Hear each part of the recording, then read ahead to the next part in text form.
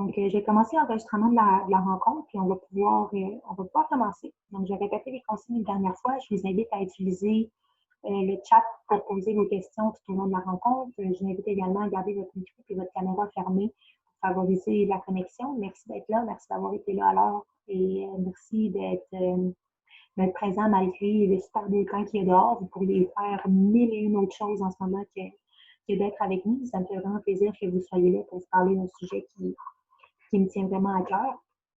Et je pense que c'est tout pour les consignes. Il va y avoir une période de questions à la fin si je passe un peu tout droit du chat. Là. Des fois, je ne vois pas toujours les notifications, là, mais ça se peut que dans la présentation, Adrien ou Kevin me fassent signe par rapport à ça. Puis sinon, je vais vous envoyer la documentation relative à la présentation par courriel à la fin. Donc, on va commencer. Je vais commencer par vous faire participer. J'aimerais savoir de quel club vous êtes, premièrement. Donc, je vous invite à voter pour le club que vous êtes ce soir, juste pour qu'on ait un petit pourcentage. Donc, on a à peu près la moitié des gens qui ont voté. Donc, juste à sélectionner d'où vous venez.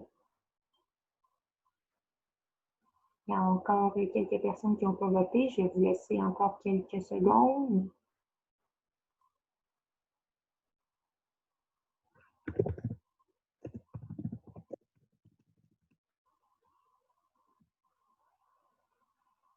OK. Ça me va de terminer. Donc, ce soir, est-ce que vous voyez les résultats? Vous pouvez me faire une réaction pouce. J'ai fait des tests aujourd'hui, mais avec autant. Merci. OK. Donc, quand même, plusieurs du Club Phoenix des Rivières, d'où la présentation a été organisée. Quand même, quelques-uns d'autres clubs qui sont dans la région de Québec, mais qui ne sont pas de Phoenix. Quelques autres clubs qui sont dans la province de Québec. Et puis, quand même, une personne qui est à l'extérieur du Canada. Donc, merci d'être là et je vous salue. Donc, ça, c'est la première chose que je voulais savoir par rapport à vous. Sinon, je vais vous envoyer un autre petit sondage d'introduction. Donc, j'aimerais juste savoir le pourcentage d'hommes et de femmes qui sont là parce qu'une des choses qui m'intéresse aussi, c'est de faire en sorte que les éducatrices participent et qu'on en ait de plus en plus. Donc, c'est des ratios qui m'intéressent.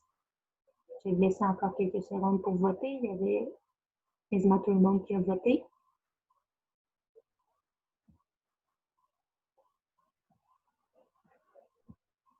Donc, voilà pour les résultats. Donc, c'est quelque chose auquel je m'attendais étant donné que j'avais reçu vos inscriptions. Donc, 89 d'hommes, 11 de femmes.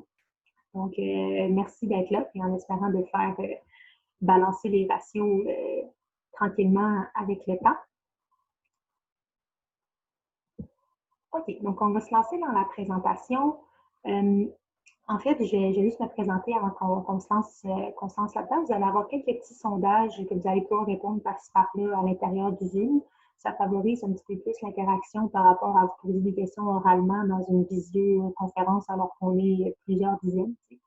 Donc, moi, c'est Karel Savard-Kinouani. Je suis responsable de la formation des entraîneurs au Club Phoenix des Rivières. D'ailleurs, on ne voit pas mon logo en ce moment, je me parle. Puis, c'est ça, je vous parle aujourd'hui de gestion du stress, étant donné que dans mon parcours, et en passant, je n'ai pas de doctorat en préparation mentale, donc je ne suis pas une consultante en préparation mentale, mais j'ai eu quelques formations sur ça à l'intérieur de mon bac en intervention sportive et aussi lors de mon micro-programme en optimisation de la performance. On a eu une formation vraiment plus poussée sur le sujet. Donc, s'il y a des choses qui sortent de mes limites et compétences à travers vos questions, par exemple, ben, je vais pouvoir vous fournir d'autres sources qui vont pouvoir vous aider. Mais sinon, je vais faire de mon mieux pour vous utiliser par rapport à ça. On va pouvoir commencer. Donc, je lance une question d'introduction. Qui, selon vous, est plus susceptible de souffrir de maladies mentales? Est-ce que ce sont les athlètes? Est-ce que ce sont la population générale? ou bien est-ce que la population générale et les athlètes ont des chances égales?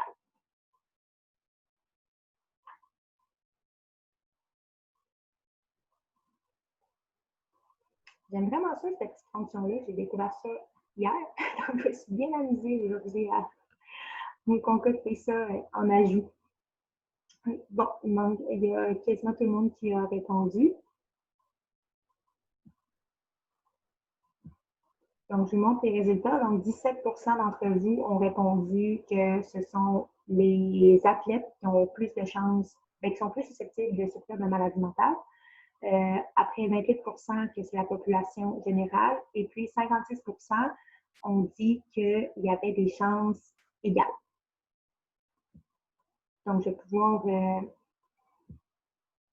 pouvoir aller de l'avant par rapport à ça, si ma diapo est bien changée. Donc, les athlètes sont en fait un peu plus susceptibles de souffrir de maladies mentales par rapport à la population en général. C'est un champ de recherche qui est en train de se développer autour de ce sujet-là dans les dernières années, étant donné que les chercheurs ont remarqué que beaucoup d'athlètes pouvaient souffrir, par exemple, de troubles alimentaires, de problèmes de consommation, souffrir notamment d'anxiété, de performance, puis de stress chronique, là, donc l'accumulation de stress plus fréquemment que chez la population générale. Donc, après, c'est un champ de recherche qui est encore en développement, mais ça m'a quand même permis ça a quand même piqué ma curiosité, puis ça m'a quand même poussé à chercher davantage à qu'est-ce qu'on peut faire par rapport à ça, étant donné que, comme je l'ai mentionné, l'anxiété et le stress font partie de ces choses-là qui font en sorte que les athlètes sont plus susceptibles que la population générale de, de souffrir de maladies mentales. Donc, les objectifs de la séance d'aujourd'hui, le premier, c'est que vous puissiez approfondir vos connaissances sur le stress de manière à ce que vous puissiez outiller vos athlètes à le gérer. Et le deuxième, c'est que vous-même, vous soyez capable de gérer votre stress. Oui, que vous soyez capable de gérer votre propre stress comme éducateur. J'ai mis en parenthèse comme joueur parce qu'il y en a peut-être d'entre vous qui jouent encore, donc ça peut vous servir quand vous êtes joueur également de l'appliquer pour, euh, pour vos phases de jeu. Donc, le plan de la séance, on va essayer de définir ensemble qu'est-ce que le stress. Il y a différentes perspectives par rapport à ça, mais je me suis penchée sur une en particulier, la perspective psychologique. Donc, c'est sur ça qu'on va se baser pour le définir. On va parler des causes et des conséquences du stress, des techniques, puis on ne va pas toutes les voir. Là. Je vais vous présenter quelques techniques de gestion du stress, et on va terminer en conclusion avec notamment la période de questions. Bon, qu'est-ce que le stress? Les principaux concepts et les mythes. Premièrement, le stress, selon la perspective psychologique, c'est la perception qu'on a du stimuli comme une source de danger. Le mot perception est hyper important parce que c'est à cause de ça que c'est pas tout le monde qui stresse pour les mêmes affaires. Comme moi, je pourrais stresser par un examen parce que ma perception de l'examen, c'est que c'est hyper important. Puis que c'est ça qui, toute ma réussite se joue à cet examen-là, tandis que quelqu'un d'autre, la perception, c'est juste une étape normale de l'apprentissage, puis c'est tout. On n'en fait pas de cas. Donc, c'est pour ça que la perception est hyper importante dans la notion de stress. Le stress absolu, c'est vraiment quand une situation de stress est un danger réel où votre survie est menacée. Donc, oui, il y a une question de perception par rapport au stress, sauf que n'importe qui non plus, s'il se fait attaquer par un lion, ben, il va avoir un stress automatique qui va être là pour sa survie, pour qu'il puisse s'en sortir. Le stress relatif, quant à lui, ce sont les pensées et les cognitions qui déclenchent le stress, donc un peu comme je disais tantôt par rapport aux pensées et cognitions. Donc, c'est vraiment par rapport à la perception d'un événement. Et finalement, l'anxiété, je voulais en glisser un petit mot parce que c'est pas la même chose et c'est pas nécessairement plus grave un que l'autre. C'est juste que ça prend des stratégies différentes pour le gérer. Puis on parle d'anxiété, comme tout le monde peut souffrir d'anxiété, ça ne veut pas nécessairement dire que vous avez un trouble anxieux. Un trouble anxieux, à ce moment-là, il faut consulter un psychologue clinicien. Mais vivre de l'anxiété, ça se peut là, pour monsieur, madame, tout le monde. C'est un état émotif qui est négatif. Donc, ça, c'est hyper important. C'est toujours négatif qui s'accompagne de nervosité, d'inquiétude, mais surtout d'appréhension. Euh, En même temps que d'activation corporelle, je m'explique, c'est souvent le stress, quelque chose qui arrive en temps réel. J'ai un examen demain. Je me fais attaquer par un lion maintenant. Tandis que l'anxiété, c'est de se projeter dans le futur. C'est souvent les messi. Ouais, mais si dans 3 semaines, je perds ma job, puis que là, j'ai plus d'argent, puis que là, j'aurai plus de maison, puis que je vais me ramasser dans la rue. Exemple. Ouais, mais si en jouant au soccer, dans 2 jours, je me casse la jambe, puis là, je vais être en fauteuil roulant, puis là, vous comprenez le concept, c'est toujours des choses qui sont dans le futur, puis qui n'ont pas nécessairement une grande probabilité de chance d'arriver. Ça nous arrive tous de nous projeter dans le futur, c'est juste que quand ça devient tellement souvent que tu n'arrives plus à être dans le moment présent et à fonctionner normalement, mais c'est là qu'il faut demander pour une certaine aide. Donc, si vous voyez que vos athlètes, c'est plus dans ça qu'ils sont et que ça les empêche d'avancer, vous pouvez leur recommander d'avoir du support professionnel. Le stress aussi, si c'est vraiment too much pour eux, mais vous aurez quand même des outils ce soir pour qu'ils puissent apprendre à gérer. Il y a 3 phases pour le stress, selon le modèle de Hans Selye, qui est considéré comme le père du stress. Donc, lui, il a fait un modèle qu'il appelle le syndrome général d'adaptation. Le premier, c'est la phase d'alarme. Dans la phase d'alarme, c'est un stresseur. Il y a un lion qui m'attaque. La phase de résistance, c'est là où tu canalises ton énergie pour soit combattre, soit pour fuir. Puis il y a même, un autre chose que je peux faire, c'est l'inhibition. Des fois, on est juste complètement figé. Ça, c'est l'inhibition. Et en fait, dans la phase d'alarme, on va sécréter beaucoup d'adrénaline et de cortisol pour avoir la force dans la phase de résistance de poser l'action appropriée, combattre, fuir ou être en inhibition. Et normalement, il va y avoir une adaptation éventuellement par rapport à notre lutte ou notre fuite qui va faire en sorte qu'on a un retour à la normale. Mais si on empile les stresseurs et qu'on n'arrive pas à aller au bout de notre lutte ou de notre fuite, ben c'est là qu'on tombe dans la phase 3 qui est l'épuisement. Puis normalement, on essaie de ne pas se rendre là parce que c'est une phase qui est plus grave. Donc, on essaie de traiter et de gérer avant d'être dans cette phase-là.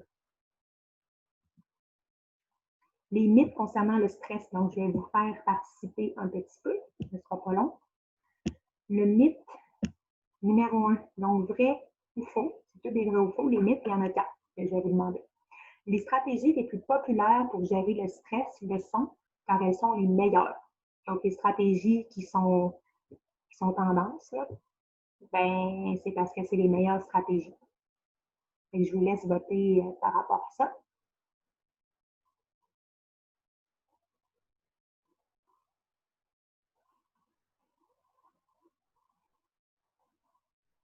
Encore quelques secondes. OK. Donc, beaucoup d'entre vous ont répondu que c'était faux, donc quasiment 80% des participants, et puis partie ont répondu que c'était vrai. En fait, je répondrais que c'est faux parce que ça dépend de chaque individu. Ça peut adonner que la stratégie la plus populaire, ça soit la meilleure qui fonctionne pour toi. Sauf que la meilleure stratégie, c'est celle qui va fonctionner le mieux pour vous, celle qui va fonctionner le mieux pour l'athlète. Ça ne sera pas les mêmes nécessairement. Il faut savoir individualiser notre pratique pour optimiser ces stratégies-là pour qu'elles fonctionnent. Donc, c'est ce que je raconte un peu dans cet énoncé-là. Si on passe au deuxième mythe, oups, pas long. Mythe 2. Le stress négatif. Vrai ou faux?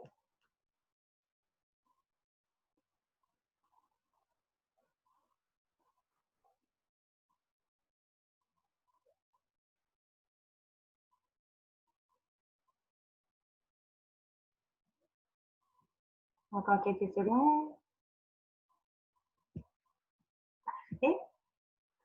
Donc, vous avez tous répondu que c'est faux et vous avez tous la bonne réponse parce que, en fait, le stress, il peut être positif.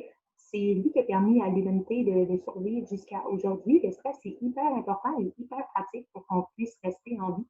Donc, s'il y a quelque chose qui t'attaque, une moto qui fonce sur toi, un lion qui vient t'attaquer, c'est hyper important ce mécanisme-là du stress. Donc, oui, ça peut être hyper positif.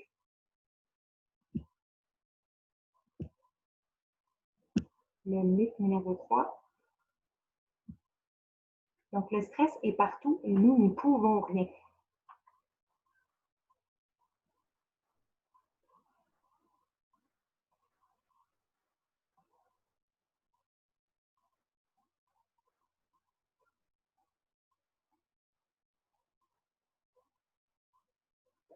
En quelques secondes.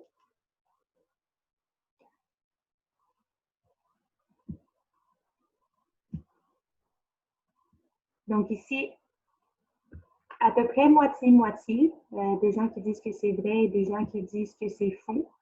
De mon côté, je répondrais que le stress, oui, il est partout, mais on ne peut pas rien parce qu'on peut apprendre à le gérer. Si on n'y peut rien du fait qu'il soit partout, mais on y peut quelque chose parce qu'on peut l'appréhender, on peut le négocier, on peut le gérer. C'est sûr que c'est mis en place pour qu'il y ait des nuances. Là. Il n'y a pas vraiment de bonne ou de mauvaise réponse. Ça dépend toujours de la manière que vous l'expliquez. Dernier mythe pour vous. Il est impossible d'éliminer complètement le stress.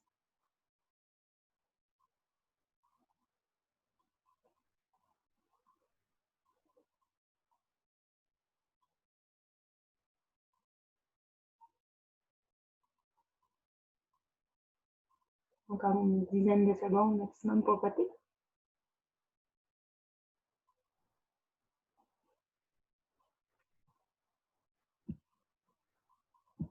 OK. Bien, pour la plupart, vous avez raison. En fait, c'est vraiment impossible d'éliminer complètement le, le stress, puis c'est en lien quand même avec le mythe qu'on a vu juste avant. On ne peut pas l'éliminer. Il va toujours être présent. Il va toujours y avoir des stresseurs. On peut juste apprendre à mieux le gérer. Donc, c'était ça pour les mythes. Donc, on va aller de l'avant avec le reste. Les causes et les conséquences du stress. Pourquoi et comment ça se manifeste le stress? Premièrement, les causes. Ça, c'est quand même spécifique aux athlètes. Il est divisé en trois catégories.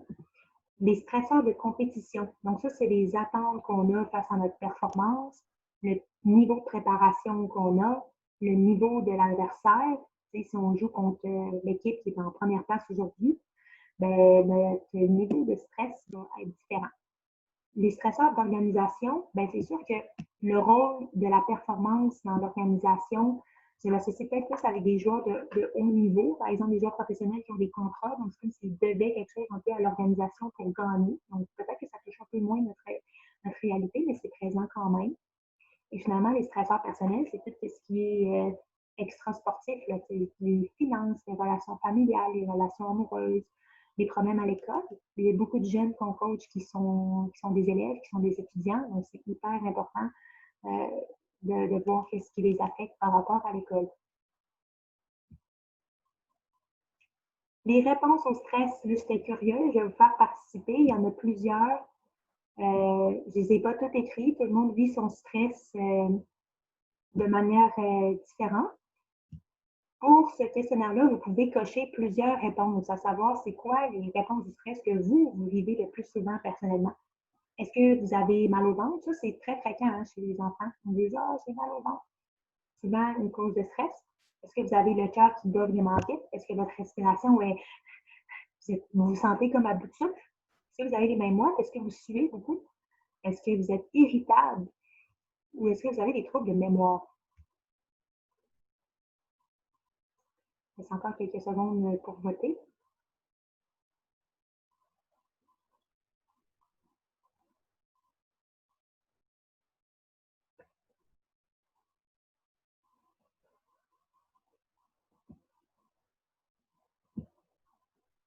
OK. Donc, on voit que vous vivez quand même des, des choses qui s'apparentent à vos collègues. Tu sais, c'est pas anormal là, de vivre ça. Là. Monsieur et madame tout le monde vont vivre ça aussi. Puis même des enfants qui savent pas c'est quoi le stress vont vivre des choses comme ça. Donc, c'est juste pour voir s'il y en a un qui ressortait plus que d'autres, mais il y a souvent juste, juste qu'on voit de vos résultats, et surtout les troubles de mémoire qui ne sont pas très présents, mais pour le reste, quand même assez présents. Par rapport à la digestion, ben, c'est ça, c'est très présent surtout chez les enfants, rythme cardiaque, respiration, très facile à observer aussi. Irritabilité, ça s'explique surtout par le fait que notre corps, là, quand on est stressé, peut-être qu'on vous l'a déjà dit, là, on est sénère. Moi, là, on me le dit, là, des fois, là, quand je suis stressée, là, mon chum me vient, puis on est sénère. Puis pourtant, l'événement stressant, là, il s'est passé, c'est passé, là, c'était le matin, puis long les soirs. Mais dans votre phase d'alarme, vous sécrétez de l'adrénaline et du cortisol. Et le cortisol, il reste dans votre corps, vous pouvez rester dans votre corps pendant 6 heures de temps. Donc, ça fait en sorte que tu es sénère pendant un petit bout. Puis si tu as plusieurs stresseurs, si tu es en phase de résistance, tu as un peu de stress chronique, tu as différents stresseurs qui s'accumulent, tu as du cortisol qui se sécrète en toi comme non-stop, ben, c'est normal que tu sois sénère. C'est ça l'explication pour ça. Les troubles, pardon, les troubles de mémoire, c'est la. Voyons, c'est de la misère. La, la mémoire va être affectée par le stress. Vous observerez des fois, peut-être que vous avez juste pas rendu compte par rapport à vous, peut-être que ça vous arrive pas, mais vous observez dans les gens de votre entourage. Moi, je suis quelqu'un qui est quand même très à tâche dans la vie. Quand j'oublie quoi de super important, des fois, il me dit rien, c'est tombé niaiseux que j'ai oublié ça. C'est souvent quand je vis une période de stress qui est très grand. C'est un très bon indicateur pour moi pour savoir qu'est-ce qui se passe, parce que c'est pas normal que j'oublie des choses comme ça normalement. Les autres, euh, les autres éléments vont être plus par rapport à la dernière phase, donc à la phase d'épuisement. Ton système immunitaire, il va devenir très bas. Souvent, là, fin de session, je suis sûre que parmi vous, là, il y en a beaucoup qui ont été malades dans les fins de session. Une bonne grippe là, ou un bon rhume là, en fin de session, parce que ton système immunitaire est très bas. Puis aussi, lorsqu'on parle d'épuisement, mais c'est sûr qu'on parle d'épuisement professionnel, burn-out ou également de dépression, c'est des choses qui peuvent arriver. Puis si vous remarquez chez vos athlètes, dans votre entourage, chez vos collègues, même pour vous-même, que vous êtes rendu à une phase où si vous êtes comme dans un point de non-retour, parce que dans la phase de résistance, il y a toujours un point de retour, un point d'adaptation qui se fait. Mais si vous observez que quelqu'un est pris dans ça, bien, c'est sûr que vous pouvez vous suggérer de se faire accompagner professionnellement pour des raisons comme ça, parce que ça peut mener à ça. Maintenant, ce que je vous ai parlé, c'était pour monsieur et madame tout le monde, là, les premières réponses. Mais pour les sportifs, il y a l'anxiété de compétition qui est vraiment quand même très spécifique au sport que vos athlètes peuvent vivre. Et il y a également l'activation qui va changer. Le lien avec la performance, c'est que l'activation, c'est comme un continuum entre le repos total, souvent qui est de dormir, et le taux d'énergie le plus élevé que vous pouvez avoir. Puis souvent, quand on va être stressé, notre activation va augmenter. Le rythme cardiaque, la respiration, ça va augmenter. Pardon, pour la plupart des gens. C'est pour ça qu'il faut avoir des techniques de relaxation pour pouvoir revenir à la normale. Par contre, vous avez des athlètes, ou peut-être vous, que ça fait l'effet contraire. Il y en a qui, quand ils sont stressés, ça descend leur niveau d'activation. Donc, il faut des techniques énergisantes. Il y en existe, vous pouvez m'écrire, vous pouvez même me poser des questions si vous voulez des exemples à la fin. Mais aujourd'hui, je vais vraiment me concentrer sur les techniques de relaxation et non des techniques énergisantes. Puis il y a plusieurs modèles qui existent entre le stress, l'activation et la performance. Là. Il y en a à peu près une dizaine dans les livres. Là. Moi, celle qui me parle le plus, si je la vulgarise, c'est que chaque athlète, pour performer, doit être dans une certaine zone d'activation qui est propre à chacun. Et puis quand on déroge de cette zone-là, ben c'est là qu'on a une mauvaise performance. Le stress fait en sorte qu'on peut déroger de cette zone-là. C'est pour ça qu'en gérant notre stress, on peut avoir une meilleure performance. Les techniques de gestion du stress. Donc, comment apprivoiser notre stress pour que celui-ci devienne notre ami, notre allié. Okay? faut voir le stress comme notre allié, il nous permet de rester en vie. Il faut arrêter de le voir comme négativement, il faut l'apprivoiser pour pouvoir l'aimer davantage. Donc, la première chose, quand vous remarquez quand vous vivez des choses stressantes, souvent, ça se reflète par des symptômes. Hein? On en a parlé, des réponses du stress. Moi, par exemple, comme j'ai dit, des fois, j'oublie des affaires. Bon, quand j'oublie des choses que je ne suis pas censée oublier, je sais que souvent, c'est parce que je suis stressée. Donc là, une fois que vous avez identifié vos symptômes, c'est important de vous poser la question, c'est quoi votre source de stress? De mettre le doigt dessus. Ah ben, c'est vrai que ces temps-ci, je suis un peu irritable, puis j'oublie des affaires que je ne suis pas censée oublier. Fait que je me dis que je vis peut-être du stress, mais qu'est-ce qui pourrait me stresser en ce moment? Ben, dans quelques jours, je déménage. Donc, pour moi, c'est un stresseur. Puis on peut le placer dans un tableau comme ça. D'ailleurs, à la fin de la présentation, vous avez toutes les sources. Puis sur ce site-là, là, qui a un billet du site du Centre de recherche humaine, Centre de recherche sur le stress humain, voilà, à Montréal, ben, vous avez la version PDF que vous pouvez imprimer de ça. C'est vraiment simple à aller chercher, puis l'avez dans le lien à la fin. Donc, t'écris ton stresseur dans le tableau. Puis après, tu te poses des questions. Est-ce que j'ai un contrôle faible par rapport à la situation, par rapport à mon déménagement, par exemple? Vous pouvez faire en même temps que moi, penser à quelque chose qui vous stresse dans votre tête, là, ou exprimez-le à quelqu'un qui est avec vous, qui regarde peut-être la conférence. Mais juste pensez à quelque chose qui est stressant pour vous. Ça peut être n'importe quoi.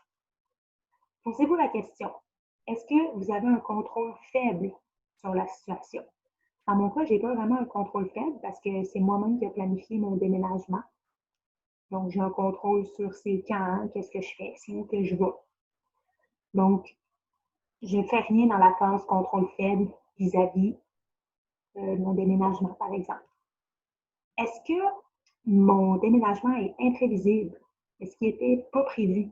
Ben non, pas vraiment, parce que, comme j'ai dit un peu pour le contrôle faible, ben c'est moi qui ai décidé de déménager, d'entamer ces démarches-là. Je m'y attendais que ça arrive. Est-ce que c'est nouveau pour moi? Ben là, je réponds oui. Donc, je préfère un X dans la case vis-à-vis ce stresseur-là de mon déménagement. Oui, c'est nouveau parce que ben, c'est la première fois que je ne vais pas vivre chez mes parents, donc peut-être que ça peut me stresser. Et finalement, est-ce que mon ego est menacé? Ben, c'est sûr que mes compétences peuvent être mises en jeu du fait que si je ne veux pas revenir chez nous dans quelques mois en disant j'ai plus d'argent, j'ai mal géré ça, mais j'ai l'impression que ça ne va pas arriver, fait que ça ne m'affecte pas vraiment cet aspect-là. Donc, par rapport à votre stresseur à vous, posez-vous ces questions-là, cochez les cases qui vous conviennent. Ces 4 éléments-là qui ont l'acronyme CINE, ce sont les caractéristiques du stress relatif. Donc, c'est hyper important si vous voulez déconstruire votre stress, de vous poser ces questions-là. Ce que ça va vous permettre de faire, c'est que ça vous donne l'impression de savoir qu'est-ce qui se passe, de comprendre qu'est-ce qui se passe, puis ça diminue la peur qu'on a du stress, ça enlève l'effet négatif qu'on a de ça. Puis quand vous écrivez plusieurs stresseurs dans un tableau comme ça vous permet de retrouver des tendances. Et moi, je sais là, que la plupart de mes stresseurs, là, c'est pas arrivé dans le déménagement, mais les plupart de mes stresseurs, les causes, là, les caractéristiques, en fait, là, ça va être le contrôle faible puis l'imprévisibilité. Là, quand ça arrive, souvent, je suis stressée. Fait que lorsqu'on trace des patterns comme ça pour vous, pour vos athlètes, quand un événement arrive et qui est dans ces caractéristiques-là, par exemple, sans avoir rempli mon tableau, ben, peut-être qu'il y a quelque chose d'imprévu qui va m'arriver, bien là, je le sais. Là. Si ça permet de mieux me connaître, je me dis, OK, ça, c'est quelque chose d'imprévu. Je sais que je réagis fortement à l'imprévisibilité. Donc, je suis au courant, j'essaie de rester calme. Et si je n'y arrive pas juste en étant consciente de ça, bien, c'est là qu'on utilise les techniques de relaxation pour essayer de se calmer. Donc, c'est un outil hyper puissant et hyper facile à mettre en place pour apprendre à mieux se connaître, apprendre à mieux comprendre le stress et à apprivoiser, pas apprivoiser, mais appréhender ce qui s'en vient quand vous vivez des événements stressants. N'hésitez pas en passant si vous avez des questions pendant que je parle. Même si je ne les vois pas tout de suite, éventuellement, je vais les voir. Les différentes techniques qui peuvent être faites, je vais vous parler du corps et de l'esprit. Ils sont intimement liés. Donc, c'est ça que je vais vous dire à ce sujet-là. Il y a des techniques qui jouent sur le corps et qui font en sorte que notre esprit se calme. Exemple, quand vous allez vous faire masser, c'est sur votre corps que le massothérapeute travaille. Mais quand vous sortez de là, vous êtes tous détendus. Oui, vos muscles sont détendus, mais avouez que dans votre tête aussi, vous vous sentez quand même détendu. Bien, ça, c'est une technique qui joue sur le corps pour relaxer l'esprit. Et puis, il y a le contraire aussi. Quand vous faites une technique pour relaxer votre mental, ça peut relaxer votre corps, relâcher des tensions également. Par exemple, la méditation ou la visualisation.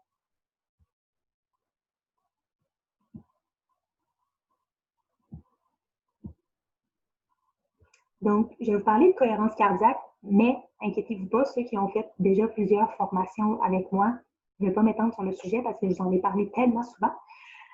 La respiration cohérence cardiaque, c'est une technique avec laquelle tu joues sur ton corps pour calmer ton mental. La respiration cohérence cardiaque, il existe 1000 types de façons de respirer en passant pour vous relaxer. La cohérence cardiaque, je pense que c'est la plus simple à apprivoiser pour vous et pour vos athlètes. Tu inspires en gonflant le ventre pendant 5 secondes. Tu peux retenir une seconde si tu veux, puis après, tu expires en rentrant ton ventre pour 5 secondes. Puis tu fais ça pendant au moins 1 minute, puis tu le fais toujours par le nez. Donc, ça, c'est la respiration cohérence cardiaque. Je ne m'étends pas plus sur le sujet parce que, comme j'ai dit, c'est super facile à comprendre, puis on l'a déjà testé avec des gens qui ont été dans des formations avant. Ce que je vais vous parler, c'est la relaxation progressive de Jacobson.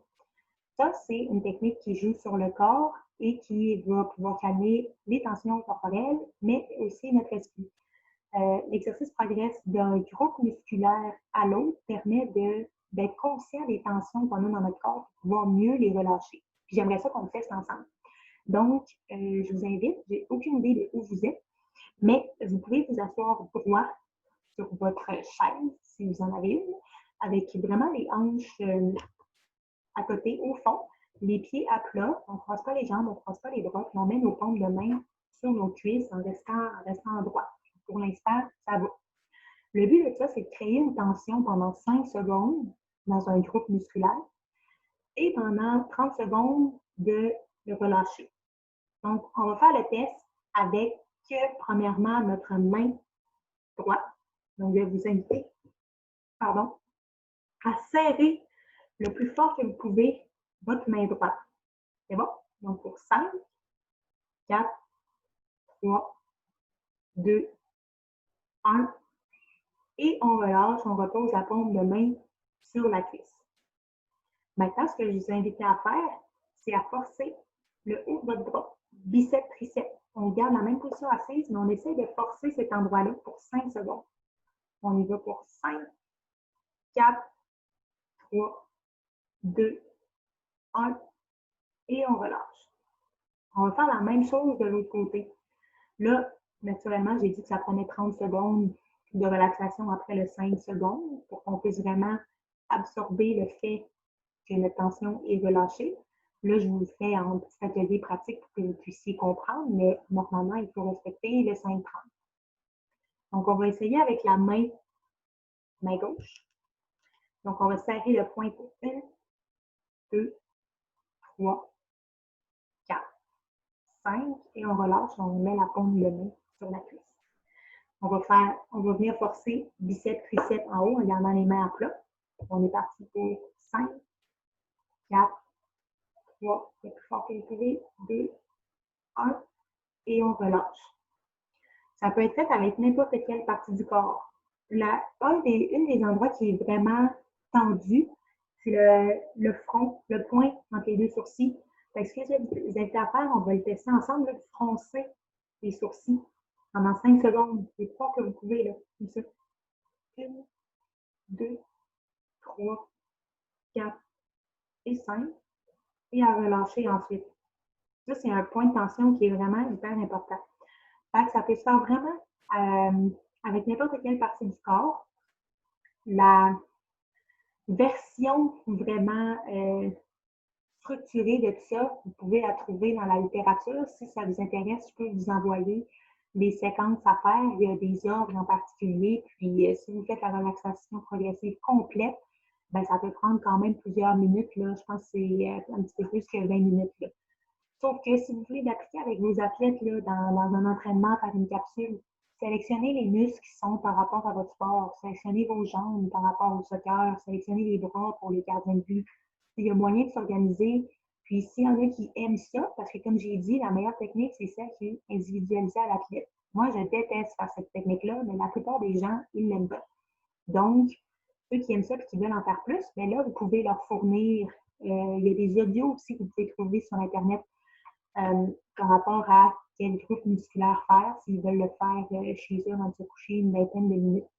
Mais avec ça, vous avez quand même la base pour cibler comment faire la relaxation, mais hyper important de faire le 5 secondes et les 30 secondes de relaxation pour assimiler ça.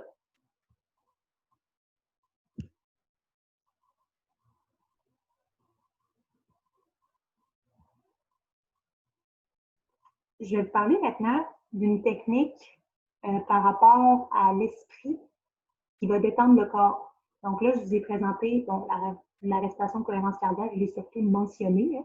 Jacobson, c'était la technique que je vais vous présenter pour corps à esprit. Et esprit à corps, c'est celle que je voulais vous montrer pour esprit à corps. Il y en existe d'autres, la visualisation, la méditation. C'est pas tout le monde qui aime la méditation. Les athlètes, souvent, ils aiment bouger. C'est pour ça que la pleine conscience peut s'appliquer en action. C'est pour ça que je vais vous présenter ça. Là. Puis la visualisation, j'en avais déjà parlé dans une présentation antérieure. C'est pour ça que je ne vais pas me mettre là-dessus. Laissez-moi juste vous mettre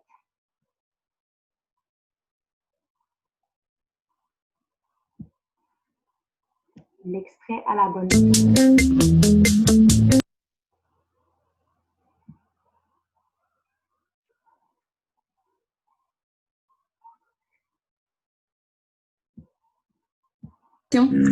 En situation de stress, plusieurs personnes ont tendance à anticiper le futur, à essayer de prévoir ce qui va se passer ou même à se créer des scénarios catastrophes. Notre cerveau, face à l'incertitude, essaie de trouver des solutions. C'est tout à fait normal. Le problème, c'est que toute cette activité d'anticipation génère encore plus de stress. Alors, comment briser ce cercle vicieux-là? En fait, la pleine conscience consiste à porter notre attention sur l'instant présent, sur les pensées, les émotions, les sensations physiques ou même sur l'environnement qui nous entoure de manière délibérée et sans jugement. Mais je vous entends déjà me dire « Ouais, mais la méditation, c'est pas pour moi ». En fait, il faut voir la pleine conscience beaucoup plus comme un mode de vie que comme une stratégie de gestion de stress. Pour pouvoir être dans le moment présent, on n'a pas besoin de méditer. Il suffit de rugir. Je m'explique. On va pratiquer le roar, R pour respirer, O pour observer, A pour accepter et R pour recentrer. Tout d'abord, respirer. Respirer de manière abdominale pour un minimum de 5 respirations. On amène l'attention sur l'air qui entre dans nos poumons, gonfle l'abdomen. Ensuite, on va observer ce qui nous entoure pendant un instant. On prend contact avec notre environnement. Puis ensuite, on ferme les yeux et on regarde ce qui se passe à l'intérieur. Comment on se sent, les pensées qui émergent, les sensations qui sont présentes. Ensuite, on accepte. Accepter les sensations, les pensées, les émotions, sans chercher à les interpréter, sans chercher à dire si elles sont bonnes ou si elles sont mauvaises. Elles sont présentes, tout simplement. Finalement, R, recentrer notre attention. Recentrer l'attention sur ce qu'on est en train de faire en ce moment. Si je suis en train de marcher, je vais me concentrer sur chaque pas qui se dépose sur le sol. Si je suis en train de manger, je vais goûter comme si c'était la première fois. Si je suis en train de m'entraîner, je vais me concentrer sur la contraction des muscles dans mon corps ou encore sur le mouvement que je suis en train de faire. La prochaine fois que vous remarquerez que votre esprit dérive vers le futur ou encore que le stress monte, n'hésitez pas à pratiquer le roar pour revenir dans l'instant présent. Et toi, Véronique, que nous proposes-tu? Donc voilà, donc j'estimais que l'INS Québec avait fait un super bon travail pour vulgariser ce qu'était la pleine conscience. Donc, comme elle a dit, ça peut être utilisé dans la vie de tous les jours, ça peut même être utilisé dans l'entraînement, puis ça peut vraiment aider à gérer le stress en situation de compétition, étant donné qu'on a tendance à souvent se projeter dans le futur. Ah ouais, mais si je rate ça, si je fais ci, si je fais ça, tandis que là, on est vraiment dans l'instant présent et qu'est-ce qu'on doit faire. Donc, c'est sûr que ça peut aider. Et finalement, les techniques que je vous ai montrées, c'est quand le stress est là, tu sais. Donc, il faut se relaxer parce qu'on vit quelque chose. Mais il y a des choses qu'on peut faire également pour prévenir le stress. Donc, vous êtes des entraîneurs, souvent, vous pouvez être parent, vous pouvez avoir un autre emploi aussi. Des fois, ça peut vous demander beaucoup de temps, puis ça peut être stressant si vous ne prenez pas soin de vous. Donc, ça, j'insiste sur ça parce que ça peut faire des miracles. Puis, je l'ai divisé en différentes catégories. La première étant garder la forme. Donc, garder un mode de vie sain et actif. Bouger, manger bien, dormir beaucoup et bien, puis buvez de l'eau en masse. Connaissez vos limites. Donc, apprenez à dire non. Donc, quand vous avez trop de choses à faire ou qu'on vous demande une autre tâche, connaissez votre limite par rapport à ce que vous pouvez prendre. Puis, apprenez à déléguer aussi. Souvent, vous avez un adjoint, vous avez peut-être une équipe d'entraîneurs autour de vous ou même des membres de votre direction technique qui peuvent vous aider. C'est pas nécessaire de tout faire par nous-mêmes, même si on veut parfois contrôler pour que ce soit vraiment fait comme qu'on veut. Mais apprenez à faire confiance aux personnes qui vous entourent pour déléguer, qui allez vous sentir vraiment mieux après. Et bien gérer votre temps. Sinon, faites-vous plaisir. Faites une activité qui vous fait sentir bien et sans culpabiliser. T'sais, des fois, on prend un temps libre pour soi, quand on est comme, ah, je devrais être en train de faire avancer telle séance. C'est correct des fois de prendre du temps pour soi et d'en profiter de ce temps-là. Et finalement, demander du soutien, que ce soit à vos proches, mais aussi à un professionnel au besoin si votre stress devient too much, que vous êtes submergé par celui-ci ou vous vivez de l'anxiété, vous pouvez consulter, c'est bien correct. Et vous pouvez recommander ça aussi à vos athlètes, puis dédramatiser avec eux le fait de consulter. C'est tellement pas grave. Quand tu as un bobo, là, quand tu te casses la jambe, tu vas au médecin, mais c'est la même chose par rapport à ta santé mentale.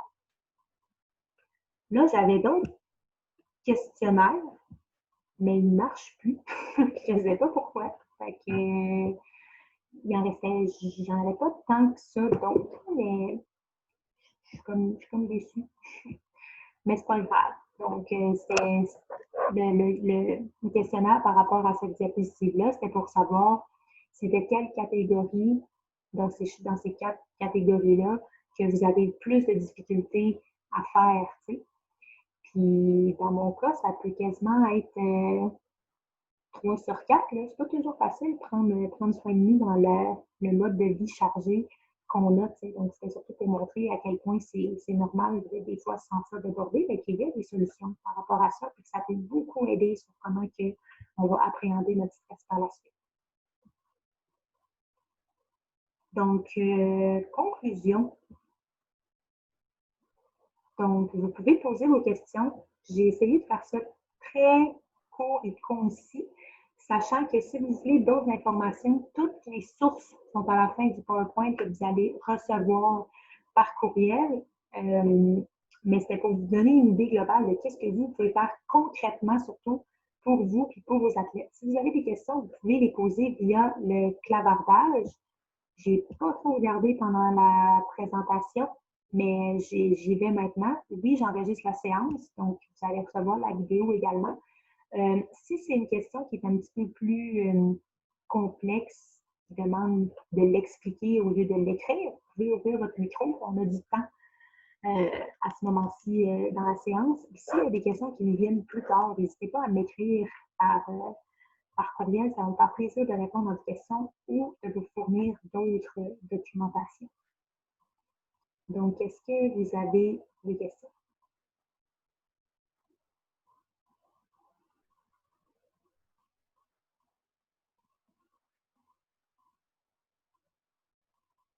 Toujours dans les moments comme ça où je me dis, bon, ben, soit ils ont tout compris, soit ils n'ont rien compris. Donc, rassurez-moi s'il vous plaît, quelqu'un. Est-ce qu'il y a quelque chose que vous voulez que je précise, une notion qui peut-être s'applique à vous, à votre groupe d'âge, pardon, puis vous voudriez des exemples plus concrets?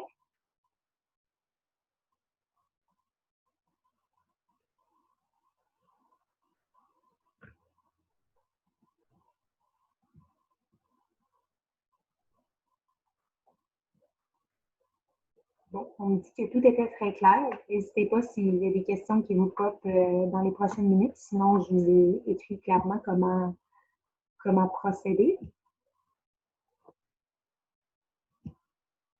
Pour la suite des choses, je suis en train, il n'y a pas de date officielle, mais pour le mois de juin, j'aimerais qu'on parle des bienfaits du yoga.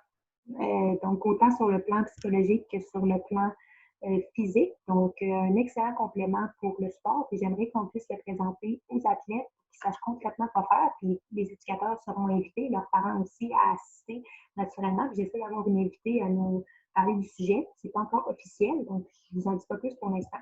Sinon, pour ceux qui sont avec moi, n'hésitez pas à me faire part de vos idées de qu'est-ce que vous voudriez traiter. On a toutes les habiletés mentales qu'on a parlé jusqu'à maintenant. S'il y a un sujet qui vous touche plus particulièrement ou votre groupe, ben faites-moi savoir et on va s'arranger pour que vous ayez l'information à ce sujet-là. Si c'est toutes les sources que j'ai prises, c'était vraiment,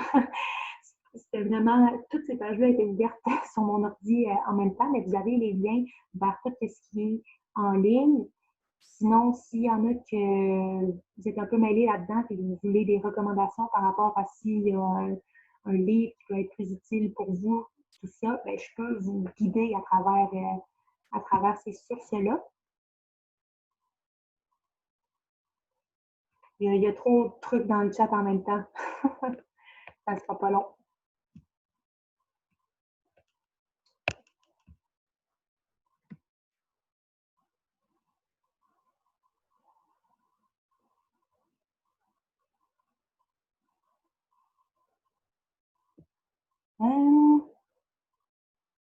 Est-ce que dans un groupe, quelqu'un peut transmettre son stress à quelqu'un d'autre? Excellente question.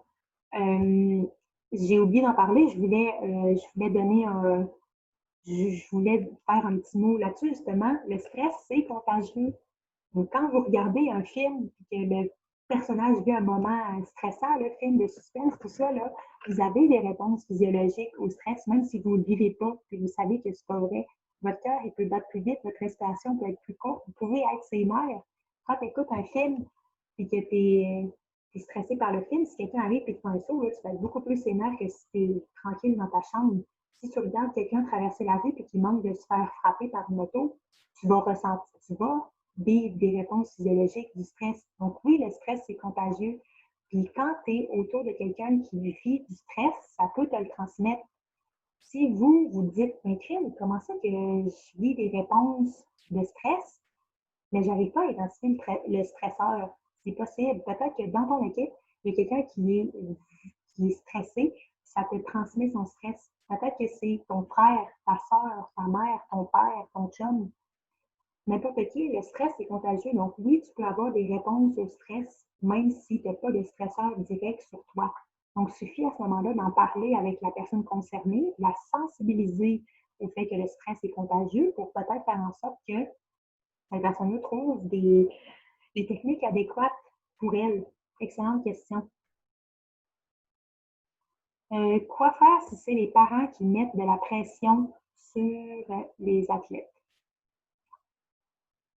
Ben c'est sûr que moi, je crois beaucoup surtout à l'éducation. Je pense qu'on doit les éduquer le plus possible, de la même manière que je vous éduque à ce sujet-là.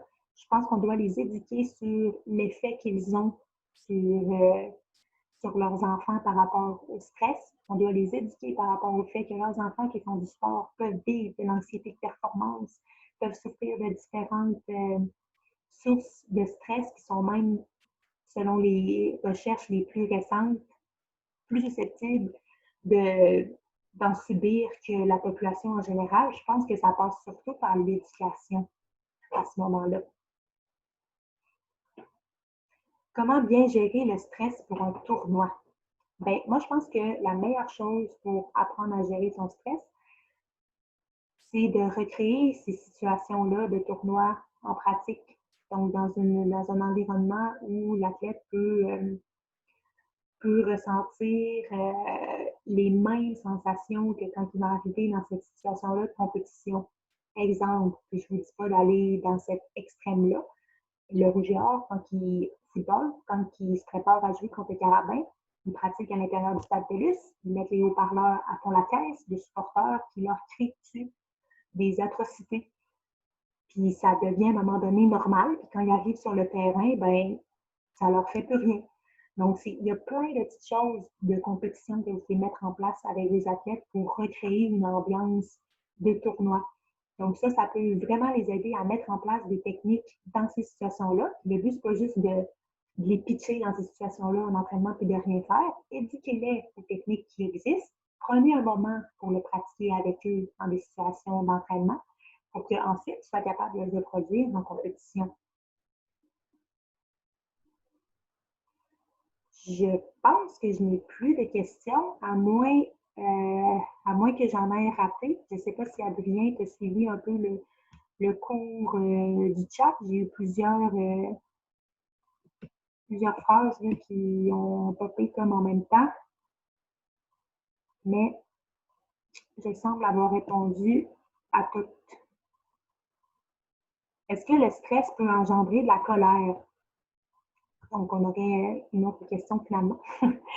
À ceux qui doivent quitter pour profiter du beau temps, je le vois dans le chat, vous me l'écrivez. Merci d'avoir été là. Sinon, je peux prendre encore quelques questions.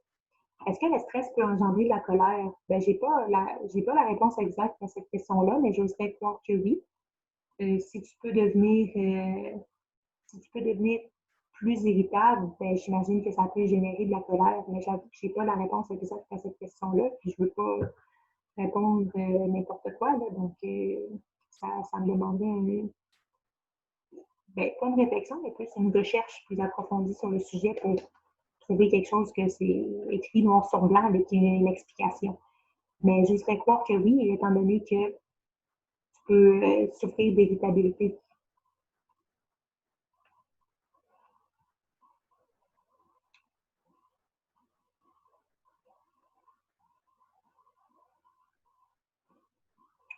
Je ne crois pas qu'il y a d'autres questions qui se manifestent.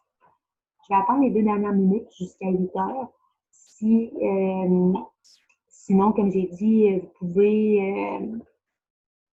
me contacter via mon adresse courriel si vous avez des questions, des situations qui surviennent au cours des prochaines semaines. Ça me fera plaisir de vous aider, vous outiller, vous guider dans vos recherches pour y répondre.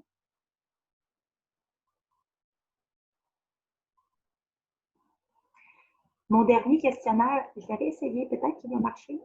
Non, il ne marche pas. C'était une évaluation de la présentation. Donc, si ça avait répondu à vos attentes ou pas, il y en a quelques-uns qui ont déjà quitté, mais je reçois quand même quelques commentaires positifs dans le chat. Donc, je suis vraiment contente si ça a pu vous outiller minimalement, parce que comme je vous ai dit, le stress est tellement, puis vous voyez dans le nombre de sources que j'ai utilisées, c'est tellement un sujet incroyablement large. J'essaie de vous le synthétiser avec les ressources que j'avais pour que ça soit concret pour vous, mais je suis sûre que de votre côté, si vous avez quelque chose en particulier qui vous titille, vous allez pouvoir trouver dans la littérature quelque chose pour ça. Puis profitez-en des liens qui sont là, des sites Internet qui sont à votre disposition. C'est hyper intéressant.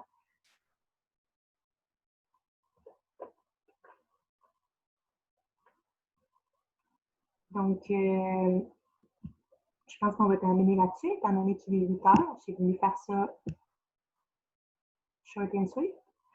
Donc, je vais vous laisser aller, profiter du beau temps, prenez une dernière marche aujourd'hui si vous avez encore la force. Merci beaucoup d'avoir été là, d'avoir partagé vos questions, puis d'avoir donné de votre temps pour vous instruire. Donc, c'est ça. Puis la plupart des formations vont éventuellement être mises par Kevin sur YouTube. Donc, vous allez pouvoir avoir accès à ce moment-là. Donc, merci beaucoup tout le monde. Je vous laisse quitter. Merci, bye bye. Bye bye. Bonne piscine.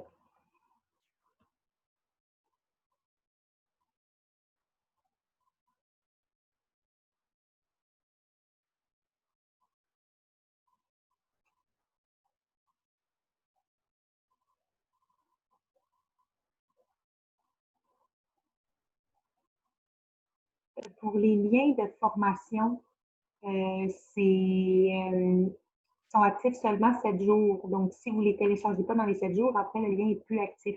Mais éventuellement, Karen va toutes les mettre sur YouTube, ils vont être accessibles à tous. Donc, restez à l'affût de notre site web par rapport à ça. Sinon, j'ai une dernière question. Oui, parce que j'ai essayé de les télécharger, mais je n'arrive pas à aller sur le WeTransfer, en fait. Non, c'est ça, les liens sur WeTransfer avec la version